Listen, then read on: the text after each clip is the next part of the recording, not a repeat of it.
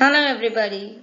So today we are going to see about the major findings of ECG in case if a patient is having any sort of acute or might be evolved cases of myocardial infarction. So before going into the 12 lead ECG changes, I would like to have a small skimming and scamming on what does the PQRST as well as the U wave represent in an ECG. So I think we all know that there is a small isoelectric line in all the ECGs, which is a flat line, and just over the flat line you have certain waves which is being having the positive deflection and certain waves are having the negative deflection. So in this wave you can see which is the starting wave, and it is always the P wave, or you call it as the atrial depolarization. The atriums, both the right and the left atrium, are contracting, and usually this P wave is of a small in origin, that is you can see this amplitude is very smaller when compared to the T wave, and then followed by the P wave. At the end you have the small negative deflection, which is the Q wave, and there is an immediate big positive deflection, which is the R wave, which is nothing but the ventricle contraction, or you call it as a ventricular repolarization, is your QRS complex. And once you have the S wave, followed by that, there is a small amplitude of the same isoelectric line, and then you have the rise in the amplitude of the wave, which is the T wave.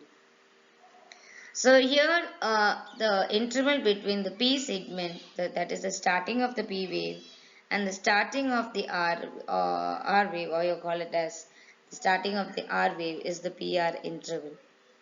And if you wanted to know about the PR segment, is the ending of the P wave, and the starting of the R wave is the PR segment. So the QRS duration is always less than 0.12 seconds if it is a normal QRST. Followed by the SNT, you have the ST segment. Then you have the ST segment, which is the ending of the S wave and starting of the T wave. So this we call it as the ST segment, and STT segment is ending of the that is starting of the S wave and ending of the T wave. So any that is the QRS complexes, the R and the R wave interval, we call it as the RR interval, and you have this baseline which is called as the isoelectric line.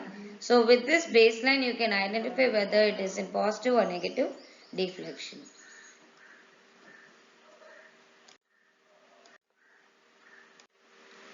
Yes, now we can just compare with the ECG changes, which is the ST elevation or ST segment, or which is being depressed in the 12 lead ECG. A 12 lead ECG will resemble like this somewhat, like you have the lead 1, 2 and 3. Followed by that you have AVR, AVL and AVF, which are the augmented limb leads. And then followed by the augmented limb leads, we have from V1 to V6, or you call it as from C1 to C6. So V1, V2, V3, V4, V5, V6 will be representing the chest leads. So in case if the patient is having any sort of ST elevations in either of these leads or combined with these leads, we can easily say that the patient is having what sort of MI and where is the impact present in the coronary artery. So starting with lead 1 change and AVL change, you can see if the P, that is the ST either being elevated or ST segment either having depression, which shows that it is a lateral wall MI.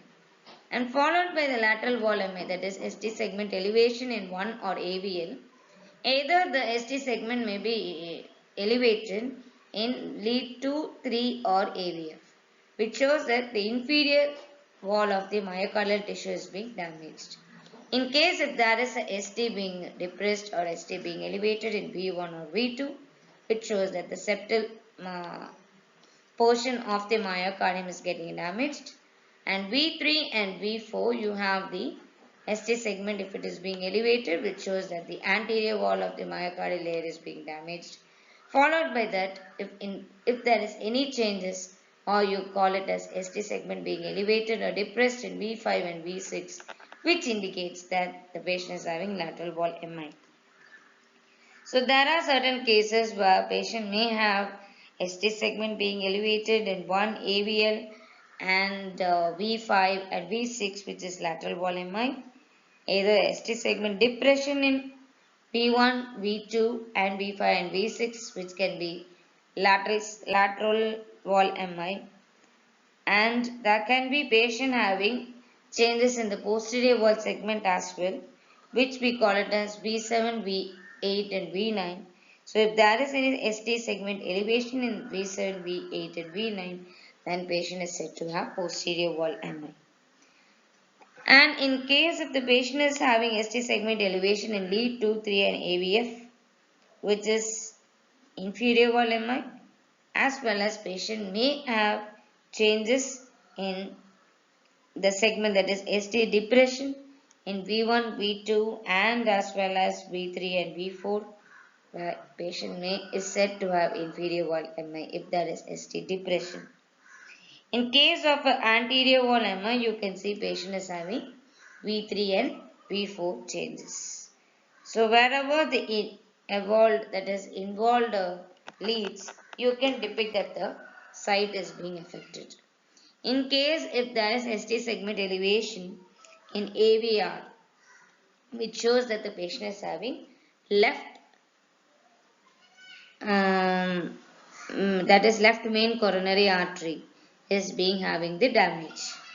Then in the next term you can see, so if there is ST segment elevation in AVR, then the left main coronary artery is having the blood clot, or you can call it as the fat deposition. So here in case left main coronary artery is being affected. And then followed by the AVR ST segment elevation. If the patient is said to have ST segment elevation in V2, V3, V4, V5, V6 as well as in 1 and AVL, which we can diagnose as extensive anterior wall MI, and the patient is said to have proximal LAD being affected. LAD is left anterior descending artery.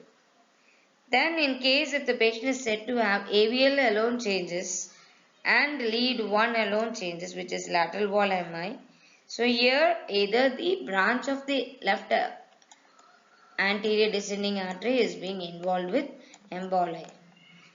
In case if the patient is said to have, so in case if the patient is having changes in the anteroseptal MI, that is the ST being elevated in AVR alone, being depressed, which is called as the anteroseptal MI, or you can call it as the LAD being involved, the left side portion of the coronary artery. And to identify whether the right side coronary artery is being involved, it shows that if there is changes in lead 2, lead 3 and AVF, which is nothing but the inferior wall MI, or you call it as the RCA, is being mostly affected. Right coronary artery, either the proximal or the distal portion of the artery is being affected. I hope so you all are clear of now. In case if there is any ST being elevated or depressed, which we can easily identify and we can diagnose just before going for an angioplasty. We can screen the patient that the patient is suspected to said to have MI, and we can do further interventions. And that's all for today. Hope you all enjoy the video. Please don't forget to like, comment and subscribe. And if you have any suggestions to improve the video, please feel free to put onto the comment section. And that's all for today. Thank you all. See you in the next class.